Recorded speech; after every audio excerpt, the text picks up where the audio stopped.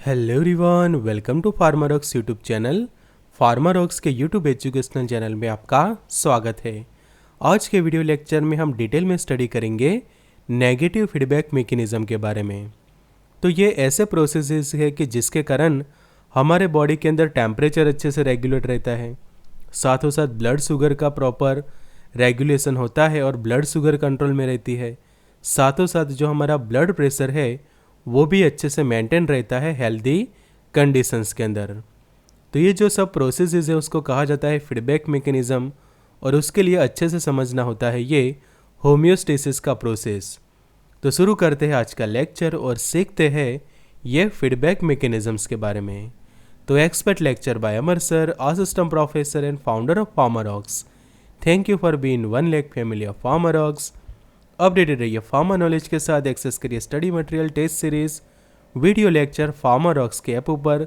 Link आपको description box के अंदर मिल जाएगी। तो सबसे पहले ये जो वर्ड है उसको समझिए होम्योस्टेसिस के बारे में। तो होम्योस्टेसिस क्या है कि हमारी बॉडी की ऐसी प्रोसेस कि जिसके कारण हमारी बॉडी जो है वो अलग अलग जो कंडीशंस है उसको मेंटेन करती है, कि उसको फिजिकली मेंटेन करती है, chemically and also the internally, और जिसके कारण हमारे बॉडी के जो टेम्परेचर है, फ्लूइड बैलेंस है, वो अच्छे से रहता है रेगुलेट। कि हमें पता है कि जो हमारा बॉडी का जो टेम्परेचर है वो 37 डिग्री सेल्सियस रेगुलेट रहता है, वाटर बैलेंस अच्छे से रहता है, इलेक्ट्रोलाइट्स का बैलेंस होता है, साथों साथ जो हमारा ब्लड प्रेशर है कि जिसको हम कहते हैं ब्लड प्रेशर, वो भी रेगुलेट रहता है अच्छे से। साथों साथ जो हमारे बॉडी के अंदर जो शुगर होती है वो भी रेगुलेट होती है। तो उसके लिए जो प्रोसेस होती है हमारी बॉडी के अंदर उसको कहा जाता है होम्योस्टेसिस। तो होम्योस्टेसिस के अंदर इंटरनली, फिजिकली, केमिकली सब अलग अलग तरीके से हमारी जो लिविंग सिस्टम है वो सभी ये जो पैरामीटर्स है उसको अच्छे से मेंटेन करती है। तो homeostasis is any self regulating process by which an organism tends to maintain stability while adjusting to condition that are based for its survival। काफ़ी इंपॉर्टेंट पॉइंट है, उसको इजीली समझते हैं कि यहाँ पे जो वर्ड लिखा है सर्वाइवल, तो सर्वाइवल का मतलब होता है कि जो हम जो अच्छे से जो हमारी लाइफ्स जो जीते हैं तो उसको हम कहते हैं हमारा सर्वाइवल, कि सभी कंडीशंस के हम अच्छे से अपना सर्वाइव कर सके। कि लाइक ठंडी होती है तो उस वक्त हमारा बॉडी अच्छे से सर्वाइव करता है, गर्मियों में भी हमारा बॉडी अच्छे से सर्वाइव करता है। तो अच्छे से सर्वाइवल के लिए जो एक सिस्टम बनाई हुई है उसका रेगुलेशन कैसे होता है, सेल्फ रेगुलेशन। ऑटोमेटिकली ये सिस्टम का होता है रेगुलेशन, की जिसको कहा जाता है सेल्फ रेगुलेशन। के लाइक टेम्परेचर है वो तो 37 डिग्री सेल्सियस मेंटेन रहता है, एज वेल एज जो 70% जो हमारी बॉडी के अंदर वाटर रहता है, फ्लूइड बैलेंस होता है, वो भी नॉर्मल रहता है।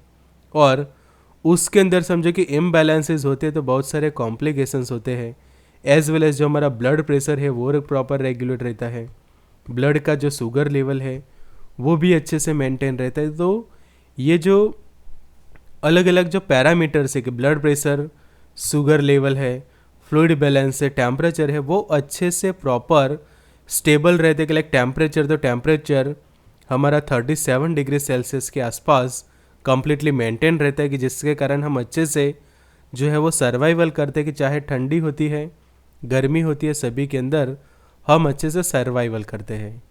तो समझो कि ये होम्योस्टेसिस प्रॉपर सक्सेसफुल रहता है तो लाइफ विल बी कंटिन्यूस। तो लाइफ अच्छे से आप जी पाते हैं कि जब आपके ये ब्लड प्रेशर अच्छे से आपका बॉडी का रेगुलेट रहता है, शुगर लेवल अच्छा है, वाटर बैलेंस अच्छा है बॉडी के अंदर, बॉडी टेम्परेचर भी प्रॉपर रहता है। कि हाँ, कई बार फीवर वगैरह हो तो टेम्परेचर इंक्रीज़ होता है, बट 2-3 दिन में फीवर की जैसे कॉम्प्लिकेशंस ख़त्म हो जाते हैं तो फिर से आपका बॉडी टेम्परेचर जो है वो रिटर्न आ जाता है। तो होम्योस्टेसिस जो है वो सक्सेसफुल होता है, कि हो जाता है तो लाइफ समझो कि आपकी कंटिन्यूस है। But if it is unsuccessful it result in A disaster और death of A organism.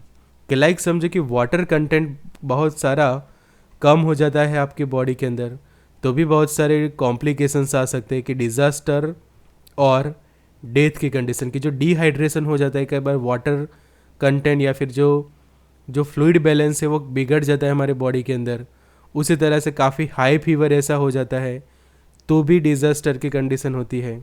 Blood pressure समझो कि काफ़ी हाई हो जाता है या फिर ब्लड प्रेशर काफ़ी लो हो जाता है तो भी प्रॉब्लम्स होते हैं। शुगर इंक्रीज़ हो जाती है तो भी प्रॉब्लम है। एंड शुगर समझो कि काफ़ी डिक्रीज़ हो जाते हैं कि जिसको हम हाइपोग्लाइसीमिया कहते हैं, उस वक्त भी बहुत सारे कॉम्प्लिकेशंस होते हैं और वो समझो कि फिर से कंट्रोल में नहीं आते बाय मेडिकेशंस, तो उसके कारण आगे जाके पर्सन की डेथ भी हो सकती है। तो होम्योस्टेसिस का अच्छे से रेगुलेट होना ज़रूरी है। तो होम्योस्टेसिस के जो एग्जाम्पल्स हम देखें तो सबसे पहले तो बॉडी टेम्परेचर, कि हमारी बॉडी का जो टेम्परेचर जो अच्छे से मेंटेन रहता है वो है ड्यू टू द होम्योस्टेसिस की। जो होम्योस्टेसिस की जो प्रोसेस होती है बॉडी के अंदर, तो उससे बॉडी टेम्परेचर नॉर्मल रहता है। ब्लड की जो पीएच होती है वो भी नॉर्मल रहती है। ब्लड शुगर लेवल कंट्रोल रहता है। वाटर बैलेंस जो होता है, ब्लड प्रेशर होता है, ब्लड के अंदर सॉल्ट एंड ब्लड के अंदर कैल्शियम के लेवल भी प्रॉपर नॉर्मल रहते हैं और रेगुलेट होते हैं हमारे बॉडी के अंदर। तो ये सभी को अच्छे से कंट्रोल करता है ये होम्योस्टेसिस। तो होम्योस्टेसिस के लिए हम समझे आगे की जो मेन कोई कंट्रोल कौन करता है होम्योस्टेसिस की जो प्रोसेस को, कि हु कंट्रोल द होम्योस्टेसिस। कि हमारे माइंड में ये आ गया कि ब्लड शुगर हमारा नॉर्मल रहता है, टेम्परेचर नॉर्मल रहता है, तो इन सबको कंट्रोल कौन करता है। तो कंट्रोल करने के लिए जो कोई सिस्टम है उसके नाम हम देखें तो एक तो नर्वस सिस्टम और दूसरा एंडोक्राइन सिस्टम इसके अंदर हेल्प करता है। कि जो हमारी नर्वस सिस्टम है एज वेल एज जो एंडोक्राइन सिस्टम की जो अलग अलग हार्मोन्स वगैरह को रिलीज़ करती है उसमें हेल्प करती है। तो hormone of the body help in this process. तो सबसे पहले जो कोई हेल्पर्स हम कह सकते हैं तो वो है अलग अलग हार्मोन्स। तो हार्मोन्स हेल्प करते हैं टू कंट्रोल द होम्योस्टेसिस। उसके अलावा जो हमारे ब्रेन के जो सेंटर्स है, कि जो हमारा ब्रेन सेंट्रल नर्वस सिस्टम का जो पार्ट है वो भी हेल्प करता है होम्योस्टेसिस के अंदर। उसके अंदर बहुत सारे रेगुलेटरी सेंटर्स है, जैसे कि आप देखो ये हाइपोथैलेमस है, तो हाइपोथैलेमस हेल्प करता है ब्लड प्रेशर जो हमारा टेम्परेचर है as well as osmotic pressure है उसको रेगुलेट करने में हेल्प करता है। फिर जो किडनीस होती है वो मेंटेन करती है वाटर बैलेंस को। फिर ये जो पैंक्रियाज है रेगुलेट करता है ब्लड शुगर को।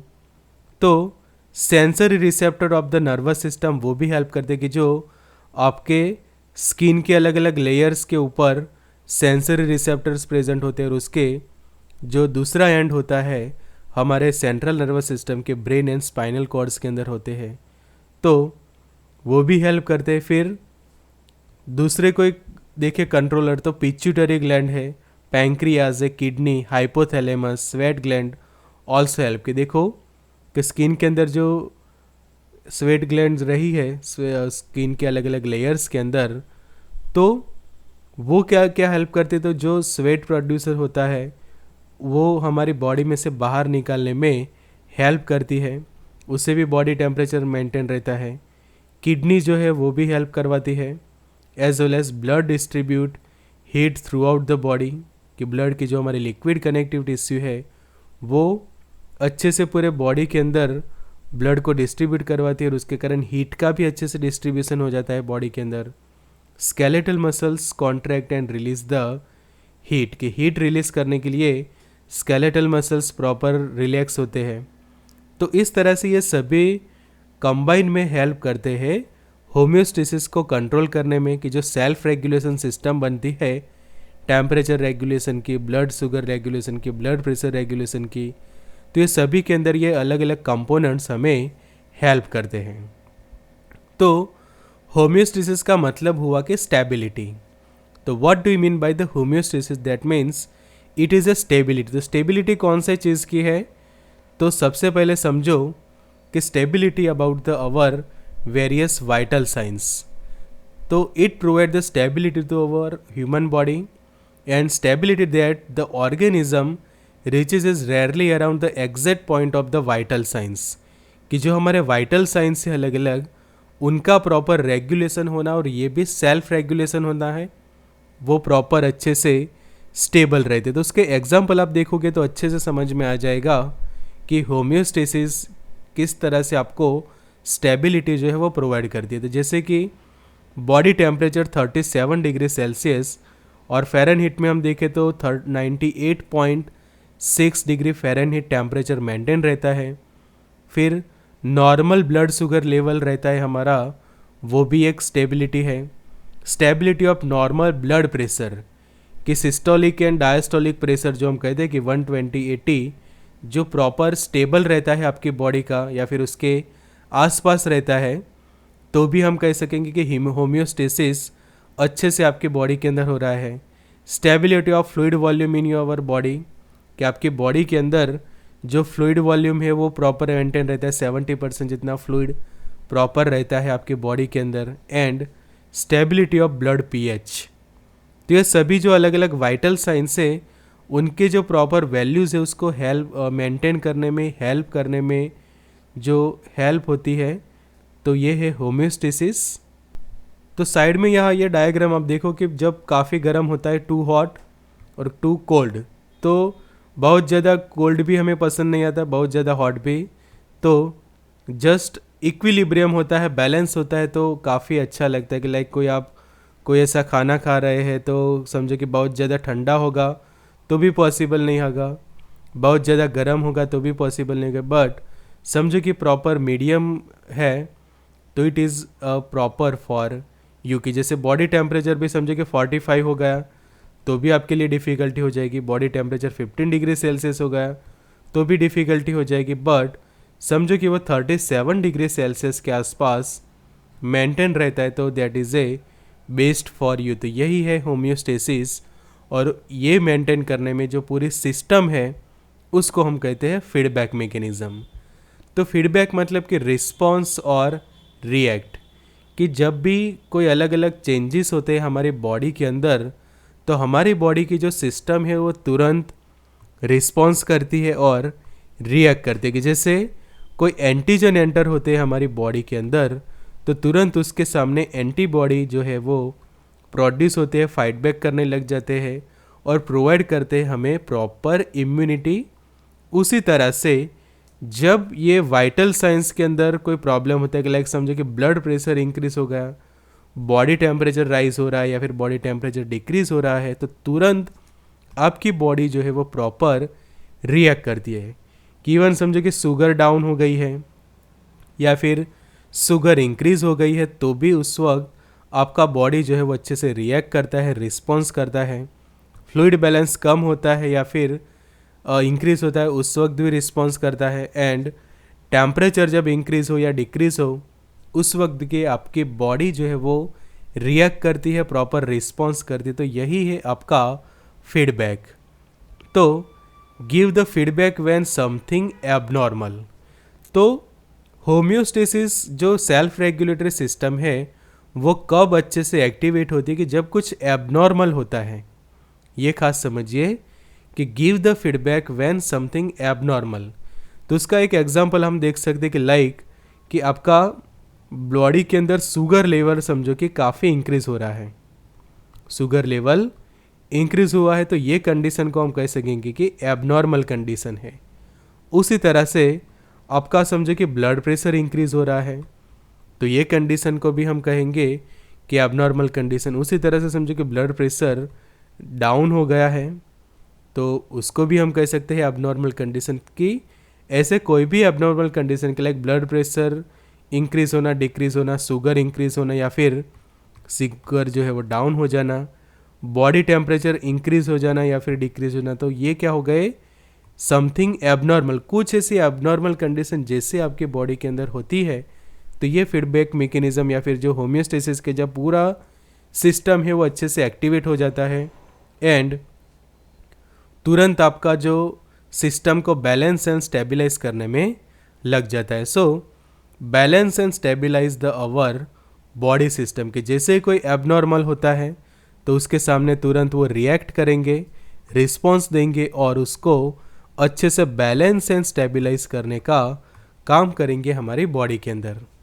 तो बॉडी टेम्परेचर इंक्रीज हो गया, डिक्रीज हुआ तो प्रॉपर उसको इक्विलिब्रियम में लाने के लिए, बैलेंस करने के लिए हेल्प करेंगे। Same like that for fluid balance, blood sugar, blood pressure, सभी को अच्छे से स्टेबलाइज एंड बैलेंस करने में ये फीडबैक मैकेनिज्म हेल्प करती है।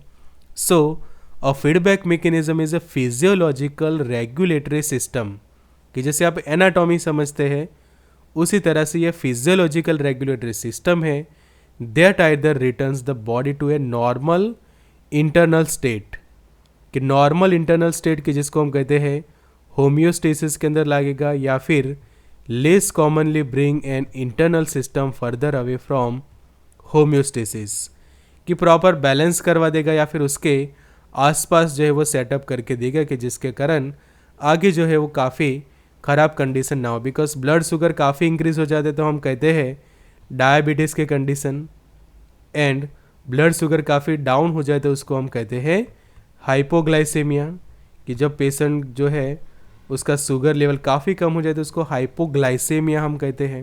और उसके भी काफ़ी डेंजरस कॉम्प्लिकेशन होते हैं, कि चाहे डायबिटीज़ हो या फिर हाइपोग्लाइसेमिया। तो ये जो फीडबैक मैकेनिज्म के दो टाइप पड़ते हैं, एक तो नेगेटिव फीडबैक मैकेनिज्म होता है और एक पॉजिटिव। तो this act via nerve pathway और chemical such as hormone to cause a stimulatory और इनहिबिटरी इफेक्ट। मतलब कि ये जो पॉजिटिव या फिर नेगेटिव फीडबैक मैकेनिज्म्स जो हमें मिलते हैं उनका रेगुलेशन के लिए कौन हेल्प करते हैं। तो जैसे अभी हमने बात की कि होम्योस्टेसिस के लिए ज़रूरी है अलग अलग केमिकल्स, जैसे कि अलग अलग जो हार्मोन्स वगैरह है, और मेन हमारा नर्वस सिस्टम और उसका पूरा नर्व पाथवेज, की जो न्यूरॉन्स का जो पूरा पाथवे बनता है वो, एज वेल एज जो अलग अलग केमिकल्स, हार्मोन्स, न्यूरोट्रांसमीटर्स वगैरह इसके अंदर हेल्प करते हैं। और उनकी इफ़ेक्ट स्टिम्युलेटरी इफेक्ट होती है, कि कई बार वो स्टिम्युलेट करते हैं या फिर वो इनहिबिट करते हैं, कि जिसके कारण प्रॉपर इक्विलिब्रियम बैलेंस जो है वो बना रहे हमारी बॉडी के अंदर। तो feedback mechanism are also found in ecosystem, कि जैसे कोई इकोसिस्टम होती है उसी तरह से ये फीडबैक मैकेनिज्म्स जो है वो काम करते। देखो पॉजिटिव फीडबैक के आप लूप्स देखें या फिर एग्जांपल्स देखें, तो सबसे पहला जो एग्जांपल आप देख सकते हैं कि जो फ्रूट राइपनिंग का जो एग्जांपल है, नॉर्मल जो चाइल्ड बर्थ होता है वो एक एग्जांपल बनता है। तीसरा जो ब्लड क्लोटिंग की प्रोसेस, की जैसे कोई ब्लड वेसल्स ब्रेक होती है तुरंत वहाँ पे प्लेटलेट्स वगैरह जमा होकर ब्लड क्लोटिंग में हेल्प करते, तो वो पॉजिटिव फीडबैक लूप हुए। नॉर्मल डिलीवरी होकर जो चाइल्ड बर्थ होता है वो, एंड जो फ्रूट अच्छे से पक जाते हैं, राइपनिंग होता है उनका, वो बनता है पॉजिटिव फीडबैक मैकेनिज्म। नेगेटिव की हम बात करें तो नेगेटिव में सबसे पहला एग्जांपल है टॉप पे, दैट इज़ टेम्परेचर रेगुलेशन का प्रोसेस, की जो टेम्परेचर रेगुलेशन है हमारी बॉडी का, जो normal 37 degree Celsius temperature maintain करने का जो पूरा प्रोसेस। उसी तरह से सेकंड आप देखें तो blood pressure and sugar regulation का प्रोसेस है। Third that is osmoregulation by fish in a sea, कि जब सॉल्ट वाटर्स के अंदर जो मछलियाँ होती है तो वो भी ऑस्मो रेगुलेशन करती है और प्रॉपर मेंटेनेंस बनाकर रखती है ऑस्मोटिक प्रेशर्स का उनके अंदर। तो ये सब एग्जाम्पल है फीडबैक मैकेनिज्म्स के, कि जो positive as well as negative का आप समझ सकते हैं। तो ब्लड क्लोटिंग्स के बारे में तो हमने डिटेल में वो मैकेनिज्म समझे थे, कि जो पॉजिटिव फीडबैक मैकेनिज्म है। आज के लेक्चर में जो हमें सीखना है नेगेटिव फीडबैक के अंदर, तो नेगेटिव फीडबैक या फिर जो फीडबैक मैकेनिज्म्स के जो हेल्पर्स कौन है। तो as we have discussed earlier in the lecture, different hormones from the body as well as different secretions from the gland are the helper in the feedback mechanism and homeostasis। जैसे कि आप ये वाला diagram देखो तो अलग अलग जो ग्लैंड्स है एज वेल एज जो अलग अलग हार्मोन्स है, कि लाइक लीवर, तो insulin as well as angiotensinogen है, एंजियोटेंसिन, थ्रोम्बोपोइटिन वगैरह और हार्मोन्स एज वेल एज उनके सीक्रेशंस हेल्प करते हैं। सीक्रेटिन है एज वेल एज रेनिन वगैरह आप यहाँ पे देख सकते हैं। कैल्सिट्रायल है। फिर यहाँ पे पेंक्रियास देखो तो पेंक्रियास रिलीज करता है इंसुलिन को, ग्लूकागॉन को, सोमेस्टोस्टेटिन को। उसी तरह से जो एड्रिनल ग्लैंड्स है, एड्रिनल मेडुला, वो भी अलग अलग हार्मोन्स लाइक एड्रीनालिन है, डोपामाइन है, नॉर एड्रिनालिन, स्टमक जो है वो गैस्ट्रिन वगैरह को रिलीज़ करता है, हिस्टेमाइन है। तो ये सभी हार्मोन्स या फिर न्यूरोट्रांसमीटर्स या फिर जो हम अलग अलग सीक्रेशंस कहते हैं वो हेल्पर बनते हैं फीडबैक मैकेनिज्म्स के अंदर। तो फीडबैक मैकेनिज्म के कंपोनेंट्स हम समझे तो 3 कंपोनेंट होते हैं। एक होता है सेंसर कि जो रिसीव करता है इंफॉर्मेशन एंड सेंड करता है कंट्रोल सेंटर को, कि जो सबसे पहला जो आपके पास जो कोई कंपोनेंट है तो ये सेंसर है, कि ये वाला जो सेंसर, तो ये सेंसर रिसीव करेगा सभी इंफॉर्मेशंस को और सेंड करता है कंट्रोल सेंटर्स को, कि लाइक वो ब्रेन हो सकता है, सेंट्रल नर्वस सिस्टम हो सकती है, कि जो वो सेंसरी जो इंफॉर्मेशन है उसको कलेक्ट करेगी और उसके सामने प्रॉपर रिस्पॉन्स देगी। तो कंट्रोल सेंटर, और उसको इवेल्युएटर भी कहा जाता है, और सेंसर को रिसेप्टर्स भी कहे जाते हैं। तो कंट्रोल सेंटर्स क्या करता है कि processes receptor information and stimulate the effector. तो अब जो इफेक्टर होते हैं उनको स्टिम्युलेट करने का काम करता है ये control centre. An effector carries out stimulatory और inhibitory effect according to the control centre instruction, की जो कंट्रोल सेक्टर जो इंस्ट्रक्शन देता है कि स्टिम्युलेट करने का इफेक्ट देगा तो स्टिम्युलेट, इनहिबिटरी रिस्पॉन्स देगा तो इनहिबिटरी, उस तरह से ये काम करेगा। तो इसको प्रॉपर एग्जांपल लेकर हम समझते हैं। तो स्टिम्युलस क्या हुआ, तो बॉडी टेम्परेचर जो है वो इंक्रीज़ हो रहा है, कि 37 से इंक्रीज़ हो रहा है आपका ये बॉडी टेम्परेचर। तो उसको सेंस किसने किया, तो सेंसर्स ने किया। तो सेंसर्स कौन है, तो न्यूरॉन सेल्स होते हैं स्किन एंड ब्रेन के अंदर। तो उन्होंने ये सबसे पहले सेंस कर लिया कि आपका बॉडी का जो टेम्परेचर है वो इंक्रीज़ हो रहा है। अब कौन आएगा कंट्रोल करने के लिए, ब्रेन के सेंटर्स। तो सेकंड पॉइंट आप देखो कि temperature regulatory centres in brain, की जो हाइपोथैलेमस हम कहते हैं। तो हाइपोथैलेमस अब टेम्परेचर रेगुलेटरी के लिए काम करने का जो कमांड्स है वो भेजने का स्टार्ट करेगा, और उसका इंफॉर्मेशन रिसीव करेंगे इफेक्टर्स, मतलब कि sweat glands through out the body.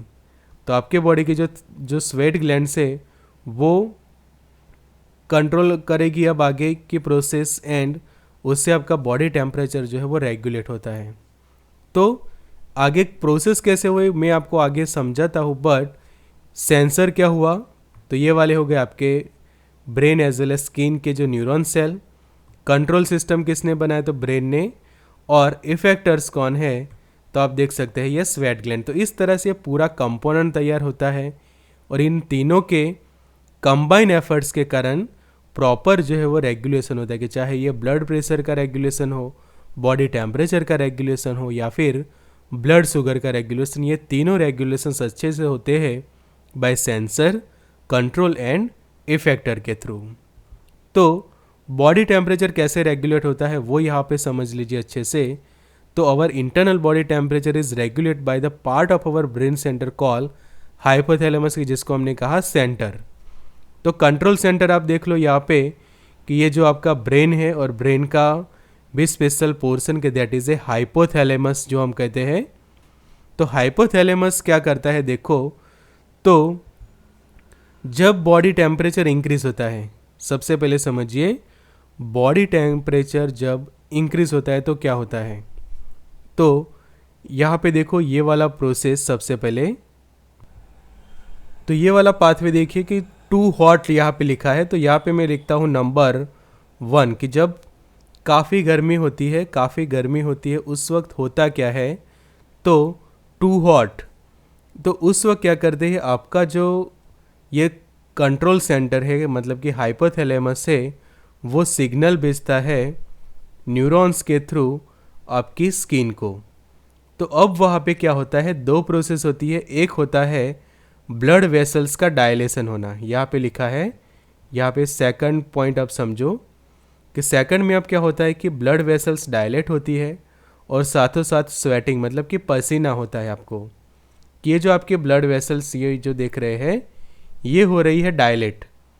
Dilate होने के कारण वो क्या करती है, वो जो हीट है वो रिलीज़ करती है, और हीट रिलीज़ होती है उसके कारण जो वाटर है वो बाहर निकलता है, और वो बाहर आएगा थ्रू द स्वेट ग्लैंड, और वो स्वेट ग्लैंड से ये बाहर आ रहा है कि जिसको आप देख सकते हैं कि जब हमें पसीना होता है, गर्मी होती है, तो वो एक नॉर्मल नेचुरल प्रोसेस है कि जिसके कारण हमारा बॉडी टेम्परेचर रेगुलेट रहता है। तो जैसे ये स्वेटिंग होता है या फिर ब्लड वेसल्स डायलेट होती है, तो तुरंत ब्लड का जो टेम्परेचर जो है वो डिक्रीज हो जाता है, और ये सिग्नल तुरंत आपके ब्रेन को मिलते हैं, और ये प्रॉपर मैकेनिज्म के थ्रू हमारा बॉडी टेम्परेचर जो है वो रेगुलेट रहता है कि जब टेम्परेचर काफ़ी हाई है। उससे रिवर्स कंडीशन कि जब आपके ब्रेन के सेंटर्स ने ऐसा महसूस किया कि काफ़ी ठंड है, टू कोल्ड, तो टू कोल्ड की कंडीशन में काफ़ी ठंड है, तो उस वक्त ये वाला नीचे वाला पाथवे देखो, उस वक्त क्या होता है, ब्लड वेसल्स का कॉन्ट्रैक्शन हो रहा है। तो ये वाले डायग्राम में आपने देखा कि ब्लड वेसल ये जो डायलेट हो रही थी, उसके बजाय यहाँ पे ये जो ब्लड वेसल्स हो रही है कॉन्ट्रैक्शन, तो यहाँ पे कॉन्ट्रैक्शन होने के कारण स्वेटिंग नहीं होगा एंड ब्लड वेसल्स का कॉन्ट्रैक्शन होता है, जिसके कारण आपको सीवरिंग होती है। ठंड जब होती है तब सीवरिंग होती है। हेयर फॉलिकल्स जो होते हैं हमारे, वो जो है वो काफ़ी टाइट हो जाते हैं एंड स्टैंड अप की कंडीशन में वो होते हैं, और उसके कारण ब्लड का जो टेम्परेचर है वो होता है इंक्रीज। ब्लड वेसल्स के कंस्ट्रिक्शंस के कारण ब्लड का जो टेम्परेचर है वो इंक्रीज होता है, और उससे बॉडी टेम्परेचर रेगुलेट हो जाता है, बिकॉज जो ब्लड है वो सर्कुलेटरी सिस्टम के थ्रू पूरे बॉडी के अंदर अच्छे से फैलने वाला है। तो hypothalamus check out the current temperature and compare it with the normal temperature about 37. If our temperature is too low, the hypothalamus makes sure that the body generate and maintain the heat. कि काफ़ी लो हो जाता है तो उस वक्त क्या करता है, हाइपोथैलेमस बॉडी को जनरेट करती है अच्छे से एंड मेंटेन करती है हीट को, कि ये जो हमने पूरा प्रोसेस समझा। उसी तरह से यहाँ पे देखो कि जब हॉट कंडीशन है तो उसमें क्या होता है कि वासोडाइलेशन होता है, स्वेटिंग होता है, पाइलो रिलैक्सन होता है एंड स्ट्रेचिंग आउट।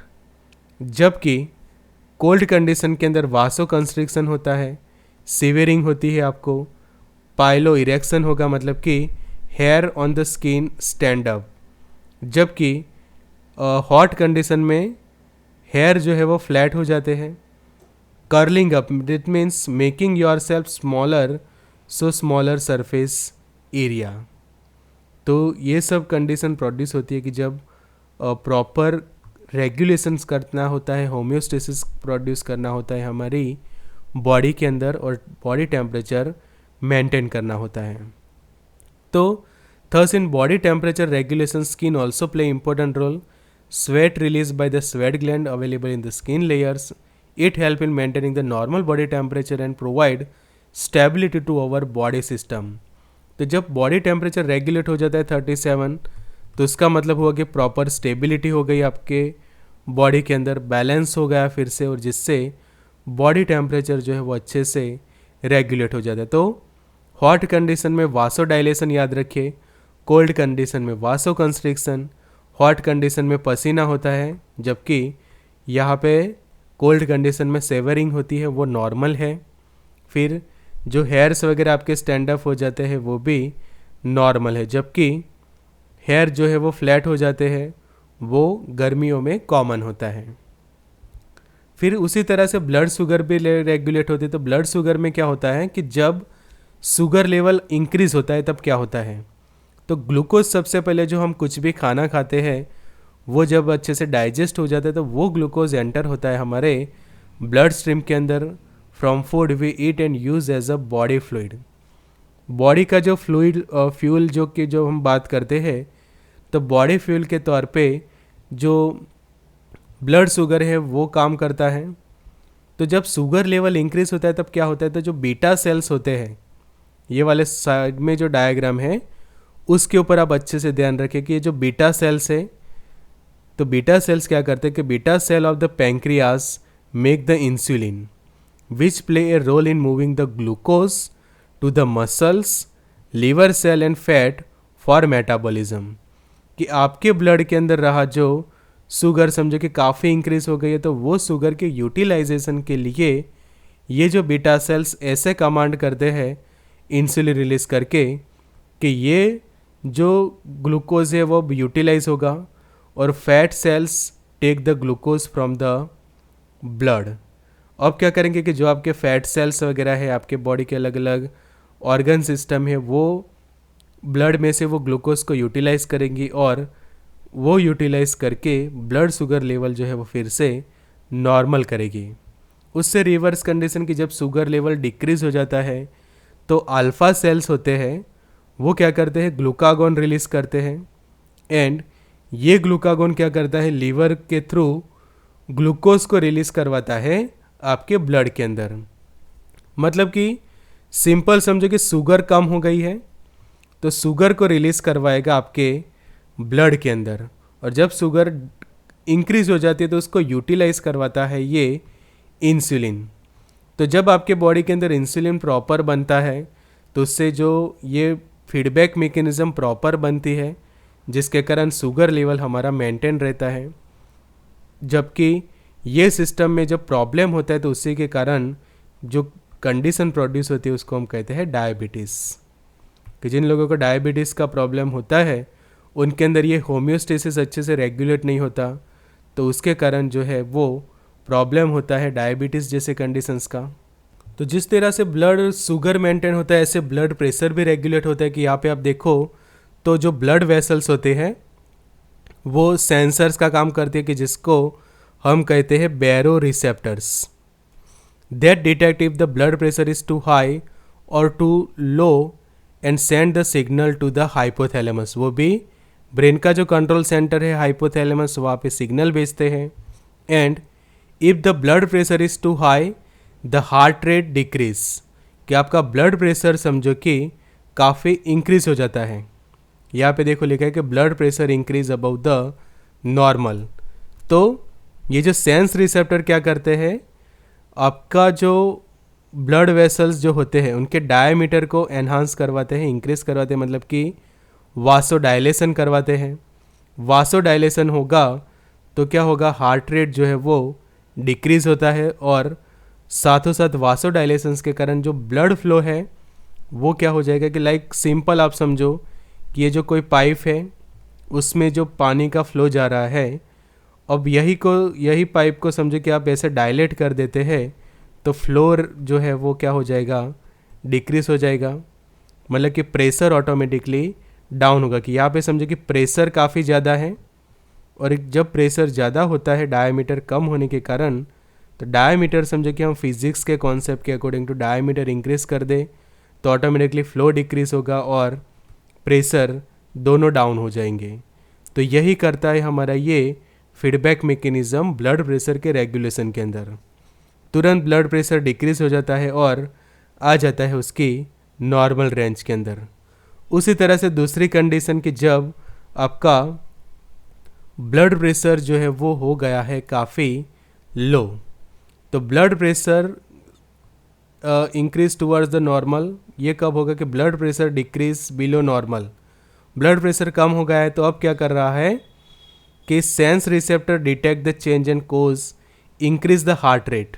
उससे रिवर्स कंडीशन, हार्ट रेट जो है वो इंक्रीज करवाएगा कि जो HR है आपके हार्ट रेट उसको इंक्रीज करवाएगा, जो डायमीटर था ब्लड वेसल्स का वो करवाएगा डिक्रीज। देखो लिखा है decrease in blood vessel diameter. तो इससे एक प्रॉपर रिवर्स कंडीशन कि जो वासो डायलेशन के जगह वासो कंस्ट्रिक्शन करवाएगा और ब्लड प्रेशर जो है वो रेगुलेट होता है। तो यहाँ पे क्या होता है, ये वाली कंडीशन के ब्लड प्रेशर समझो कि इंक्रीज हुआ है, तो ब्लड प्रेशर इंक्रीज होता है तो दो कंडीशन, एक तो हार्ट रेट जो है वो ज़रूरी है डिक्रीज करवाना और वासो डायलेशन कराना।